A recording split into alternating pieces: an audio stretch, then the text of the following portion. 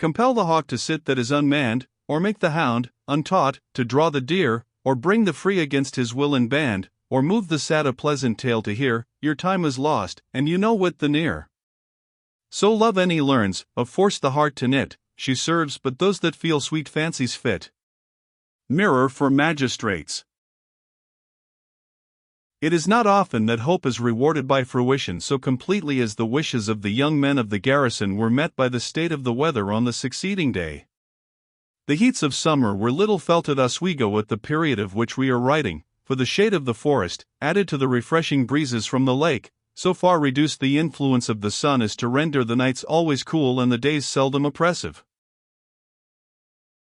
It was now September, a month in which the strong gales of the coast often appear to force themselves across the country as far as the Great Lakes, where the inland sailor sometimes feels that genial influence which characterizes the winds of the ocean, invigorating his frame, cheering his spirits, and arousing his moral force.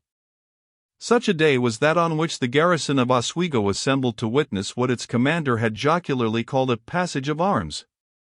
Lundy was a scholar in military matters at least, and it was one of his sources of honest pride to direct the reading and thoughts of the young men under his orders to the more intellectual parts of their profession. For one in his situation, his library was both good and extensive, and its books were freely lent to all who desired to use them. Among other whims that had found their way into the garrison through these means, was a relish for the sort of amusement in which it was now about to indulge, and around which some chronicles of the days of chivalry had induced them to throw a parade and romance not unsuited to the characters and habits of soldiers, or to the insulated and wild post occupied by this particular garrison. While so earnestly bent on pleasure, however, they on whom the duty devolved did not neglect the safety of the garrison. One standing on the ramparts of the fort, and gazing on the waste of glittering water that bounded the view all along the northern horizon, and on the slumbering and seemingly boundless forest which filled the other half of the panorama, would have fancied the spot the very abode of peacefulness and security, but Duncan of Lundy too well knew that the woods might, at any moment, give up their hundreds, bent on the destruction of the fort and all it contained, and that even the treacherous lake offered a highway of easy approach by which his more civilized and scarcely less wily foes, the French, could come upon him at an unguarded moment. Parties were sent out under old and vigilant officers, men who cared little for the sports of the day, to scour the forest, and one entire company held the fort, under arms, with orders to maintain a vigilance as strict as if an enemy of superior force was known to be near. With these precautions, the remainder of the officers and men abandoned themselves, without apprehension, to the business of the morning. The spot selected for the sports was a sort of esplanade, a little west of the fort, and on the immediate bank of the lake. It had been cleared of its trees and stumps, that it might answer the purpose of a parade ground, as it possessed the advantages of having its rear protected by the water, and one of its flanks by the works. Men drilling on it could be attacked, consequently, on two sides only, and as the cleared space beyond it, in the direction of the west and south, was large, any assailants would be compelled to quit the cover of the woods before they could make an approach sufficiently near to render them dangerous. Although the regular arms of the regiment were muskets, some 50 rifles were produced on the present occasion. Every officer had one as a part of his private provision for amusement. Many belonged to the scouts and friendly Indians, of whom more or less were always hanging about the fort, and there was a public provision of them for the use of those who followed the game with the express object of obtaining supplies.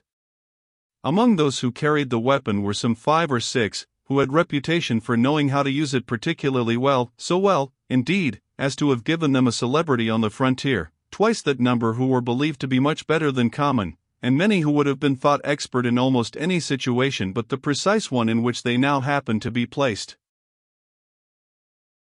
The distance was 100 yards, and the weapon was to be used without a rest, the target, a board, with the customary circular lines in white paint, having the bullseye in the center.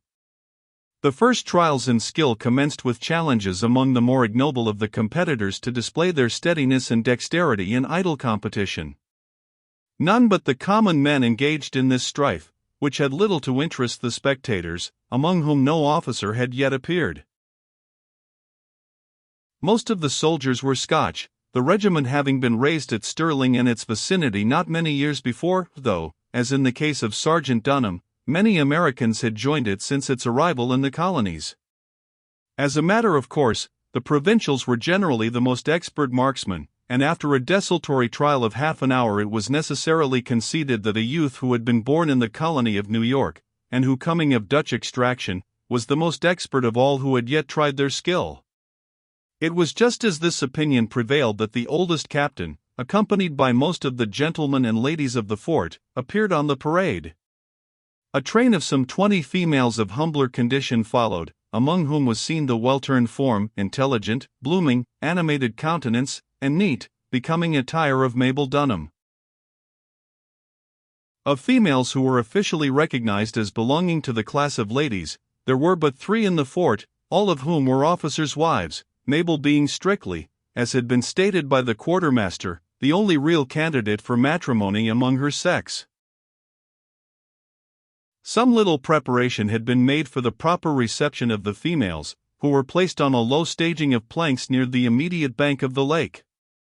In this vicinity the prizes were suspended from a post. Great care was taken to reserve the front seat of the stage for the 3 ladies and their children, while Mabel and those who belonged to the non-commissioned officers of the regiment occupied the second.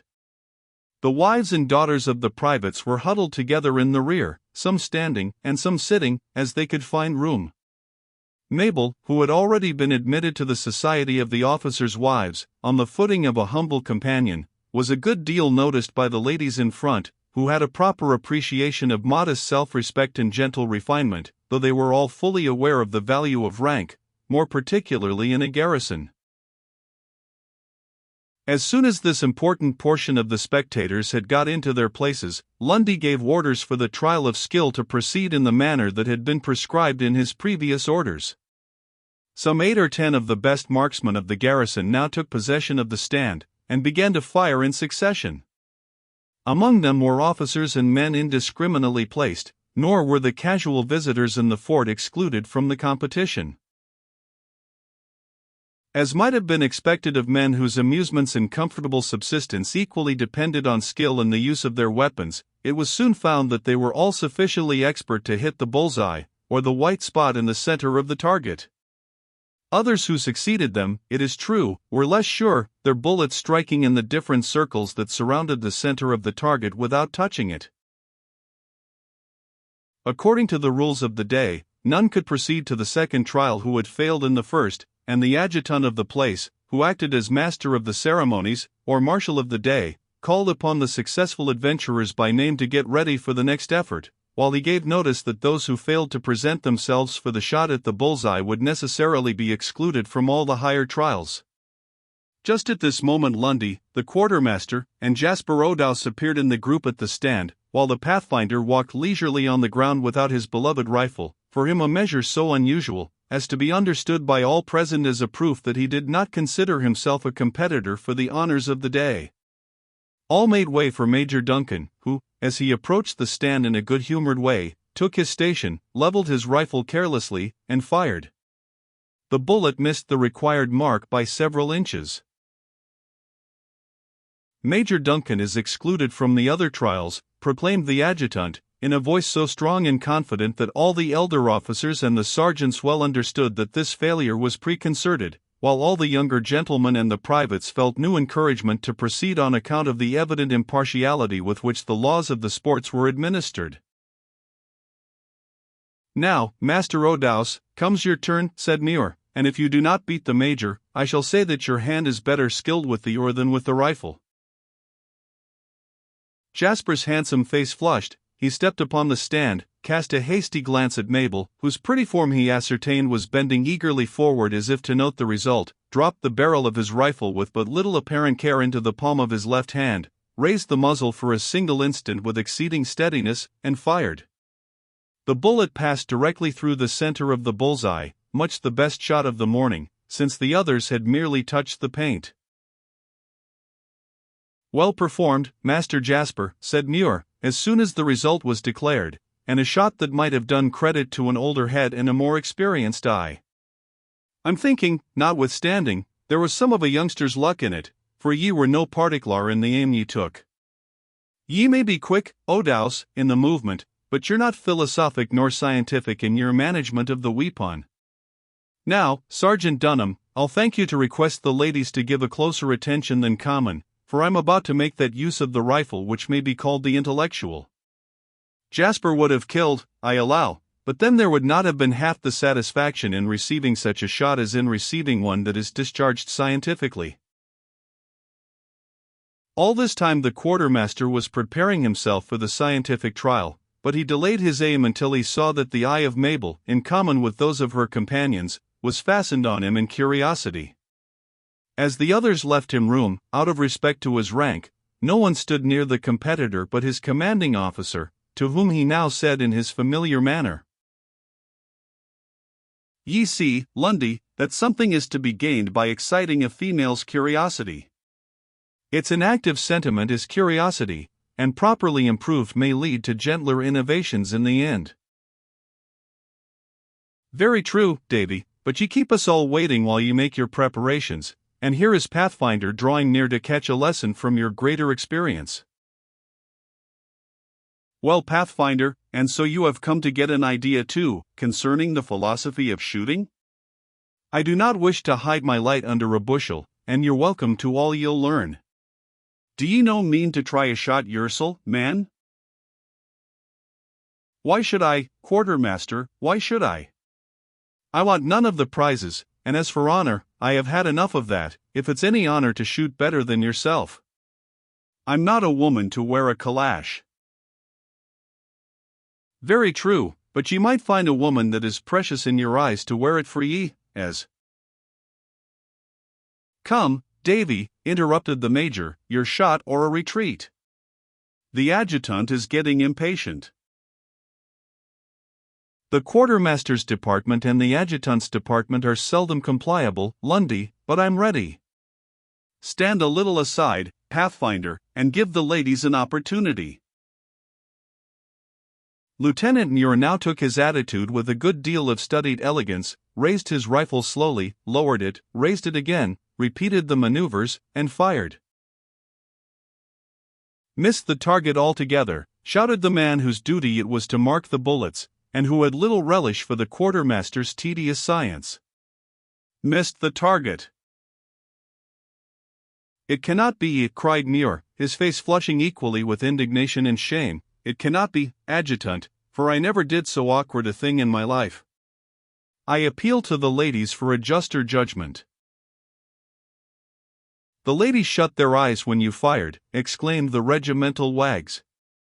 "Your preparations alarmed them." "I will not believe such calumny of the ladies, nor sick a reproach on my own skill," returned the quartermaster, growing more and more Scotch as he warmed with his feelings. "It's a conspiracy to rob a meritorious man of his dues." "It's a dead miss, Muir," said the laughing Lundy, "and you'll just sit down quietly with the disgrace." "No, Major," Pathfinder at length observed, "the quartermaster is a good shot for a slow one and a measured distance, though nothing extraordinary for real service. He has covered Jasper's bullet, as will be seen, if anyone will take the trouble to examine the target." The respect for Pathfinder's skill and for his quickness and accuracy of sight was so profound in general, that, the instant he made this declaration, the spectators began to distrust their own opinions, and a dozen rushed to the target in order to ascertain the fact. There, sure enough, it was found that the quartermaster's bullet had gone through the hole made by Jasper's, and that, too, so accurately as to require a minute examination to be certain of the circumstance, which, however, was soon clearly established, by discovering one bullet over the other in the stump against which the target was placed. "I told ye, ladies, you were about to witness the influence of science on gunnery," said the quartermaster, advancing towards the staging occupied by the females.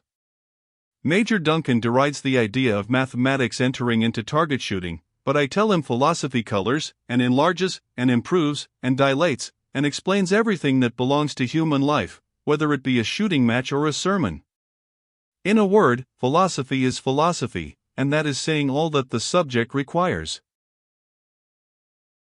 "I trust you exclude love from the catalogue," observed the wife of a captain who knew the history of the quartermaster's marriages, and who had a woman's malice against the monopolizer of her sex. it seems that philosophy has little in common with love. You wouldn't say that, madam, if your heart had experienced many trials. It's the man or the woman that has had many occasions to improve the affections that can best speak of such matters, and, believe me, of all love, philosophical is the most lasting, as it is the most rational. You would then recommend experience as an improvement on the passion? Your quick mind has conceived the idea at a glance. The happiest marriages are those in which youth and beauty and confidence on one side rely on the sagacity, moderation, and prudence of years, middle age. I mean, madam, for I'll no deny that there is such a thing as a husband's being too old for a wife. Here is Sergeant Dunham's charming daughter, now, to approve of such sentiments, I'm certain, her character for discretion being already well established in the garrison, short as has been her residence among us. Sergeant Dunham's daughter is scarcely a fitting interlocutor in a discourse between you and me, Lieutenant Muir, rejoined the captain's lady, with careful respect for her own dignity, and yonder is the Pathfinder about to take his chance, by way of changing the subject. I protest, Major Duncan, I protest, cried Muir hurrying back towards the stand, with both arms elevated by way of enforcing his words, I protest in the strongest terms, gentlemen, against Pathfinders being admitted into these sports with Killdeer, which is a piece, to say nothing of long habit that is altogether out of proportion for a trial of skill against government rifles. Killdeer is taking its rest, quartermaster, returned Pathfinder calmly, and no one here thinks of disturbing it. I did not think, myself, of pulling a trigger today, but Sergeant Dunham has been persuading me that I shall not do proper honor to his handsome daughter, who came in under my care, if I am backward on such an occasion. I'm using Jasper's rifle, quartermaster, as you may see, and that is no better than your own. Lieutenant Muir was now obliged to acquiesce, and every eye turned towards the Pathfinder, as he took the required station. The air and attitude of this celebrated guide and hunter were extremely fine, as he raised his tall form and leveled the piece, showing perfect self-command, and a thorough knowledge of the power of the human frame as well as of the weapon. Pathfinder was not what is usually termed a handsome man, though his appearance excited so much confidence and commanded respect. Tall, and even muscular, his frame might have been esteemed nearly perfect, were it not for the total absence of everything like flesh. Whipcord was scarcely more rigid than his arms and legs, or, at need, more pliable, but the outlines of his person were rather too angular for the proportion that the eye most approves. Still, his motions, being natural, were graceful, and, being calm and regulated, they gave him an air and dignity that associated well with the idea, which was so prevalent, of his services and peculiar merits. His honest, open features were burnt to a bright red, that comported well with the notion of exposure and hardships, while his sinewy hands denoted force, and a species of use removed from the stiffening and deforming effects of labor. Although no one perceived any of those gentler or more insinuating qualities which are apt to win upon a woman's affections, as he raised his rifle not a female eye was fastened on him without a silent approbation of the freedom of his movements and the manliness of his air.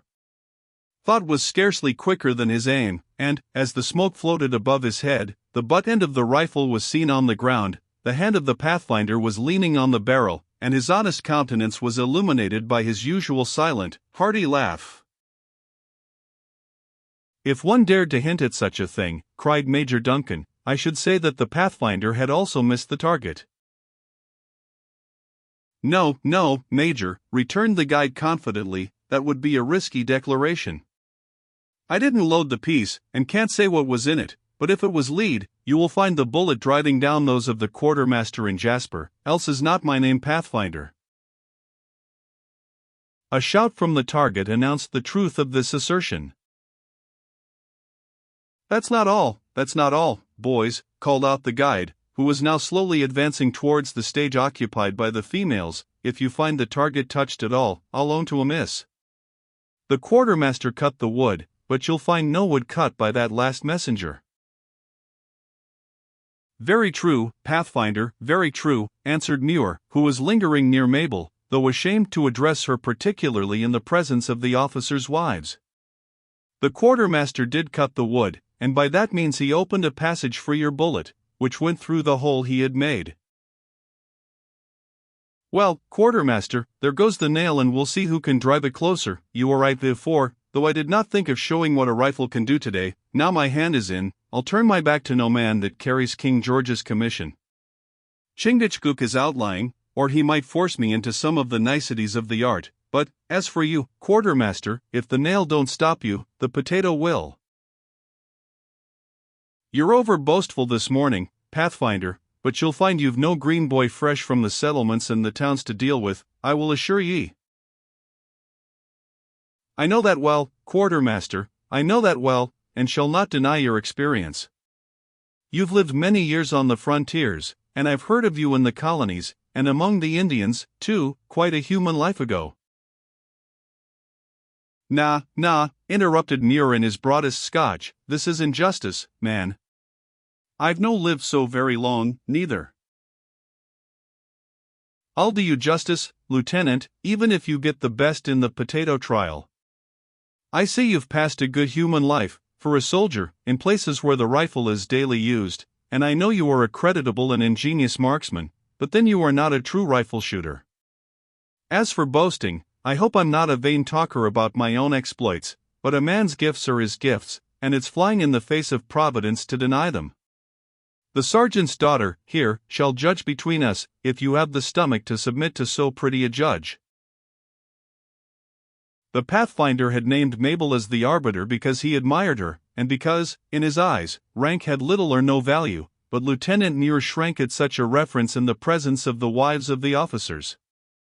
He would gladly keep himself constantly before the eyes and the imagination of the object of his wishes, but he was still too much under the influence of old prejudices, and perhaps too wary, to appear openly as her suitor, unless he saw something very like a certainty of success. On the discretion of Major Duncan he had a full reliance, and he apprehended no betrayal from that quarter, but he was quite aware, should it ever get abroad that he had been refused by the child of a non-commissioned officer, he would find great difficulty in making his approaches to any other woman of a condition to which he might reasonably aspire. Notwithstanding these doubts and misgivings, Mabel looked so prettily, blushed so charmingly, smiled so sweetly, and altogether presented so winning a picture of youth, spirit, modesty, and beauty, that he found it exceedingly tempting to be kept so prominently before her imagination, and to be able to address her freely. "You shall have it your own way, Pathfinder," he answered, as soon as his doubts had settled down into determination. "Let the sergeant's daughter, his charming daughter, I should have termed her, be the umpire then, and to her we will both dedicate the prize, that one or the other must certainly win. Pathfinder must be humored, ladies, as you perceive, else, no doubt, we should have had the honor to submit ourselves to one of your charming society." A call for the competitors now drew the quartermaster and his adversary away, and in a few moments the second trial of skill commenced. A common wrought nail was driven lightly into the target, its head having been first touched with paint, and the marksman was required to hit it, or he lost his chances in the succeeding trials. No one was permitted to enter, on this occasion, who had already failed in the essay against the bullseye. There might have been half a dozen aspirants for the honors of this trial, one or two, who had barely succeeded in touching the spot of paint in the previous strife, preferring to rest their reputations there, feeling certain that they could not succeed in the greater effort that was now exacted of them. The first three adventurers failed, all coming very near the mark, but neither touching it. The fourth person who presented himself was the quartermaster, who, after going through his usual attitudes, so far succeeded as to carry away a small portion of the head of the nail, planting his bullet by the side of its point. This was not considered an extraordinary shot, though it brought the adventurer within the category. "You've saved your bacon, quartermaster, as they say in the settlements of their creeters," cried Pathfinder, laughing, "but it would take a long time to build a house with a hammer no better than yours. Jasper, here, will show you how a nail is to be started, or the lad has lost some of his steadiness of hand and certainty of eye. You would have done better yourself, Lieutenant, had you not been so much bent on soldierizing your figure.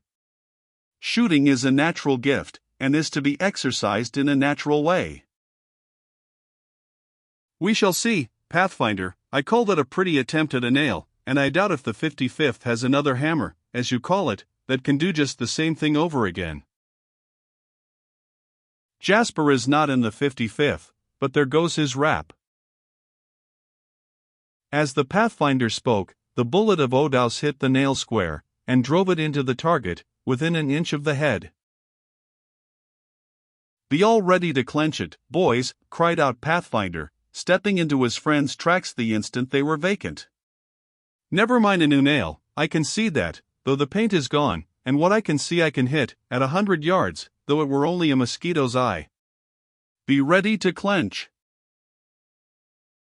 The rifle cracked, the bullet sped its way, and the head of the nail was buried in the wood, covered by the piece of flattened lead. "Well, Jasper, lad," continued Pathfinder, dropping the butt end of his rifle to the ground, and resuming the discourse, as if he thought nothing of his own exploit, "you improve daily. A few more tramps on land in my company, and the best marksman on the frontiers will have occasion to look keenly when he takes his stand in you. The quartermaster is respectable, but he will never get any farther, whereas you, Jasper, have the gift, and may one day defy any who pull trigger." "Hoot, hoot," exclaimed Muir, "do you call hitting the head of the nail respectable only, when it's the perfection of the art? Anyone the least refined and elevated in sentiment knows that the delicate touches denote the master, whereas your sledgehammer blows come from the rude and uninstructed. If a miss is as good as a mile, a hit ought to be better, Pathfinder, whether it wound or kill." "The surest way of settling this rivalry will be to make another trial," observed Lundy, "and that will be of the potato. You're Scotch, Mr. Muir, and might fare better were it a cake or a thistle, but frontier law has declared for the American fruit, and the potato it shall be." As Major Duncan manifested some impatience of manner, Muir had too much tact to delay the sports any longer with his discursive remarks, but judiciously prepared himself for the next appeal. To say the truth, the quartermaster had little or no faith in his own success in the trial of skill that was to follow, nor would he have been so free in presenting himself as a competitor at all had he anticipated it would have been made, but Major Duncan, who was somewhat of a humorist in his own quiet Scotch way, had secretly ordered it to be introduced expressly to mortify him, for, alert himself, Lundy did not relish the notion that one who might claim to be a gentleman should bring discredit on his caste by forming an unequal alliance. As soon as everything was prepared, Muir was summoned to the stand, and the potato was held in readiness to be thrown. As the sort of feat we are about to offer to the reader, however, may be new to him, a word in explanation will render the matter more clear. A potato of large size was selected, and given to one who stood at the distance of 20 yards from the stand. At the word heave, which was given by the marksman, the vegetable was thrown with a gentle toss into the air, and it was the business of the adventurer to cause a ball to pass through it before it reached the ground. The quartermaster, in 100 experiments, had once succeeded in accomplishing this difficult feat, but he now essayed to perform it again, with a sort of blind hope that was fated to be disappointed. The potato was thrown in the usual manner, the rifle was discharged, but the flying target was untouched. "To the right about, and fall out, quartermaster," said Lundy, smiling at the success of the artifice. "The honor of the silken calash will lie between Jasper Odaus and Pathfinder."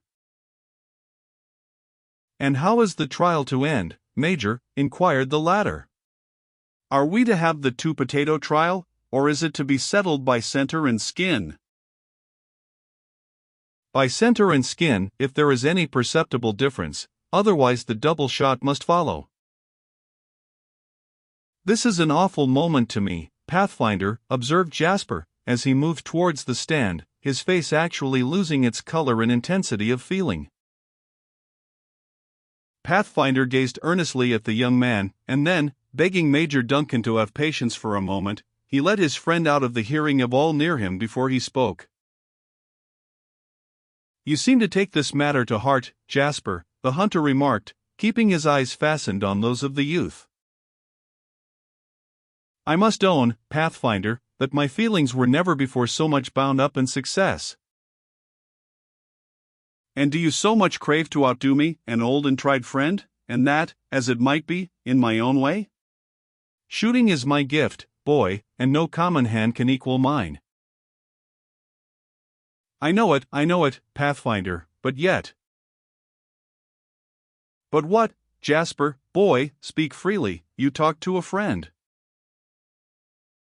The young man compressed his lips, dashed a hand across his eye, and flushed and paled alternately, like a girl confessing her love. Then, squeezing the other's hand, he said calmly, like one whose manhood has overcome all other sensations, I would lose an arm, Pathfinder, to be able to make an offering of that calash to Mabel Dunham. The hunter dropped his eyes to the ground, and as he walked slowly back towards the stand, he seemed to ponder deeply on what he had just heard. You never could succeed in the double trial, Jasper, he suddenly remarked. Of that I am certain, and it troubles me. What a creature is mortal man! He pines for things which are not of his gift and treats the bounties of Providence lightly. No matter, no matter. Take your station, Jasper, for the Major is waiting, and hearken, lad, I must touch the skin, for I could not show my face in the garrison with less than that.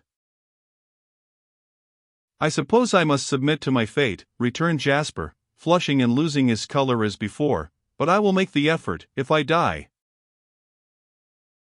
What a thing is mortal man, repeated Pathfinder, falling back to allow his friend room to take his arm. He overlooks his own gifts, and craves those of another. The potato was thrown, Jasper fired, and the shout that followed preceded the announcement of the fact that he had driven his bullet through its center, or so nearly so as to merit that award. Here is a competitor worthy of you, Pathfinder, cried Major Duncan with delight, as the former took his station, and we may look to some fine shooting in the double trial. What a thing is mortal man, repeated the hunter, scarcely seeming to notice what was passing around him, so much were his thoughts absorbed in his own reflections. Toss. The potato was tossed, the rifle cracked. It was remarked just as the little black ball seemed stationary in the air, for the marksman evidently took unusual heed to his aim, and then a look of disappointment and wonder succeeded among those who caught the falling target. 2 holes in 1, called out the Major. The skin, was the answer, only the skin. How's this, Pathfinder? Is Jasper Odaus to carry off the honors of the day?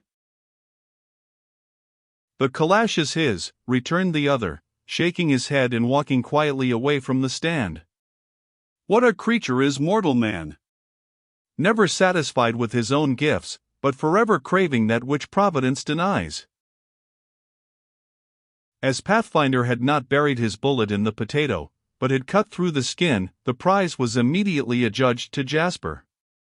The calash was in the hands of the latter when the quartermaster approached, and with a polite air of cordiality he wished his successful rival joy of his victory. But now you've got the calash, lad, it's of no use to you, he added, it will never make a sail, nor even an ensign. I'm thinking, Odaus, you'd no be sorry to see its value in good siller of the king? Money cannot buy it, Lieutenant, returned Jasper, whose eye lighted with all the fire of success and joy. I would rather have won this calash than have obtained 50 new suits of sails for the Scud. Hoot, lad. You are going mad like all the rest of them. I'd even venture to offer half a guinea for the trifle rather than it should lie kicking about in the cabin of your cutter, and in the end become an ornament for the head of a squaw. Although Jasper did not know that the wary quartermaster had not offered half the actual cost of the prize, he heard the proposition with indifference. Shaking his head in the negative, he advanced towards the stage, where his approach excited a little commotion, the officers' ladies, one and all, having determined to accept the present, should the gallantry of the young sailor induce him to offer it. But Jasper's diffidence, no less than admiration for another, would have prevented him from aspiring to the honor of complimenting any whom he thought so much his superiors. Mabel, said he, this prize is for you, unless. Unless what? Jasper, answered the girl, losing her own bashfulness and the natural and generous wish to relieve his embarrassment, though both reddened in a way to betray strong feeling. Unless you may think too indifferently of it, because it is offered by one who may have no right to believe his gift will be accepted. I do accept it, Jasper, and it shall be a sign of the danger I have passed in your company, and of the gratitude I feel for your care of me, your care, and that of the Pathfinder. Never mind me, exclaimed the latter, this is Jasper's luck, and Jasper's gift, give him full credit for both. My turn may come another day, mine and the quartermaster's, who seems to grudge the boy the calash, though what he can want of it I cannot understand, for he has no wife. And has Jasper Odos a wife? Or have you a wife yourself, Pathfinder?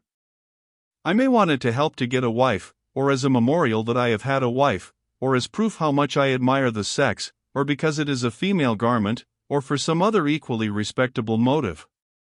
It's not the unreflecting that are the most prized by the thoughtful, and there is no surer sign that a man made a good husband to his first consort, let me tell you all, than to see him speedily looking round for a competent successor. The affections are good gifts from Providence, and they that have loved one faithfully prove how much of this bounty has been lavished upon them by loving another as soon as possible. It may be so, it may be so. I am no practitioner in such things, and cannot gainsay it.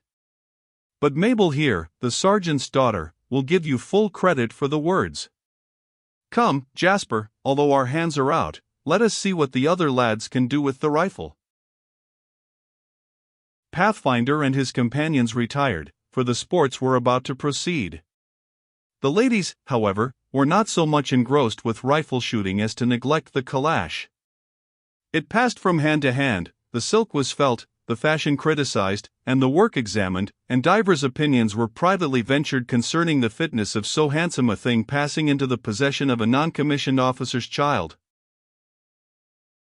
Perhaps you will be disposed to sell that calash, Mabel, when it has been a short time in your possession, inquired the captain's lady. Wear it, I should think, you never can. I may not wear it, madam, returned our heroine modestly, but I should not like to part with it either. I dare say Sergeant Dunham keeps you above the necessity of selling your clothes, child, but, at the same time, it is money thrown away to keep an article of dress you can never wear. I should be unwilling to part with the gift of a friend. But the young man himself will think all the better of you for your prudence after the triumph of the day is forgotten. It is a pretty and a becoming calash, and ought not to be thrown away. I've no intention to throw it away, ma'am, and, if you please, would rather keep it. As you will, child, girls of your age often overlook the real advantages.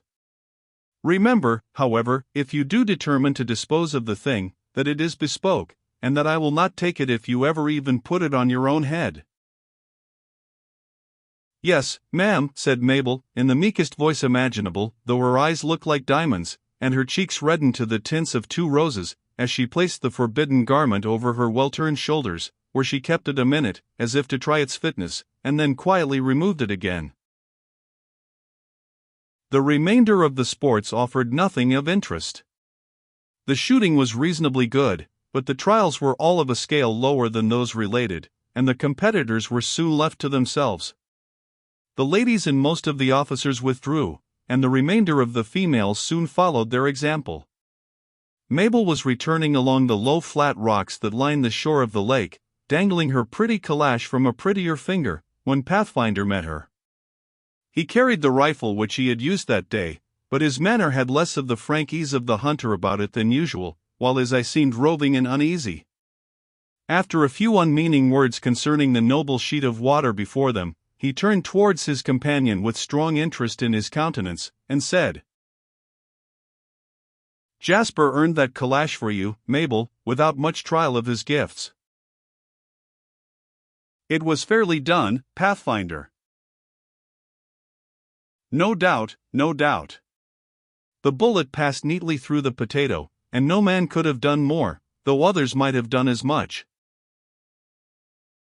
But no one did as much, exclaimed Mabel, with an animation that she instantly regretted, for she saw by the pained look of the guide that he was mortified equally by the remark and by the feeling with which it was uttered. It is true, Mabel, no one did as much then, but yet there is no reason I should deny my gifts which come from Providence. Yes, no one did as much there, but you shall know what can be done here. Do you observe the gulls that are flying over our heads? Certainly, Pathfinder, there are too many to escape notice. Here, where they cross each other in sailing about, he added, cocking and raising his rifle, the two. Now look! The piece was presented quick as thought, as two of the birds came in a line, though distant from each other many yards. The report followed, and the bullet passed through the bodies of both victims. No sooner had the gulls fallen into the lake, than Pathfinder dropped the butt end of the rifle, and laughed in his own peculiar manner, every shade of dissatisfaction and mortified pride having left his honest face. That is something, Mabel, that is something, although I have no calash to give you. But ask Jasper himself. I'll leave it all to Jasper, for a truer tongue and heart are not in America. Then it was not Jasper's fault that he gained the prize? Not it. He did his best, and he did well. For one that has water gifts, rather than land gifts, Jasper is uncommonly expert, and a better backer no one need wish, ashore or afloat. But it was my fault, Mabel, that he got the calash, though it makes no difference, for the thing has gone to the right person. I believe I understand you, Pathfinder, said Mabel, blushing in spite of herself, and I look upon the calash as the joint gift of yourself and Jasper. That would not be doing justice to the lad, neither. He won the garment, and had a right to give it away. The most you may think, Mabel, is to believe that, had I won it, it would have gone to the same person. I will remember that, Pathfinder, and take care that others know your skill, as it has been proved upon the poor gulls in my presence. Lord bless you, Mabel. There is no more need of your talking in favor of my shooting on this frontier, than of your talking about the water in the lake or the sun in the heavens. Everybody knows what I can do in that way, and your words would be thrown away, as much as French would be thrown away on an American bear. Then you think that Jasper knew you were giving him this advantage, of which he had so unhandsomely availed himself, said Mabel, the color which had imparted so much luster to her eyes gradually leaving her face, which became grave and thoughtful. I do not say that, but very far from it. We all forget things that we have known, when eager after our wishes. Jasper is satisfied that I can pass one bullet through two potatoes, as I sent my bullet through the gulls, and he knows no other man on the frontier can do the same thing. But with the calash before his eyes, and the hope of giving it to you, the lad was inclined to think better of himself, just at that moment, perhaps, than he ought. No, there's nothing mean or distrustful about Jasper O'Douse, though it is a gift natural to all young men to wish to appear well in the eyes of handsome young women. I'll try to forget all, but the kindness you've both shown to a poor motherless girl, said Mabel, struggling to keep down emotion she scarcely knew how to account for herself. Believe me, Pathfinder, I can never forget all you have already done for me, you and Jasper, and this new proof of your regard is not thrown away. Here is a brooch that is of silver, and I offer it as a token that I owe you life or liberty. What shall I do with this, Mabel? Asked the bewildered hunter, holding the simple trinket in his hand. I have neither buckle nor button about me, for I wear nothing but leathern strings, and them of good deerskins. It's pretty to the eye, but it is prettier far on the spot it came from than it can be about me. Nay, put it in your hunting shirt, it will become it well. Remember, Pathfinder, that it is a token of friendship between us, and a sign that I can never forget you or your services. Mabel then smiled in adieu, and, bounding up the bank, she was soon lost to view behind the mound of the fort.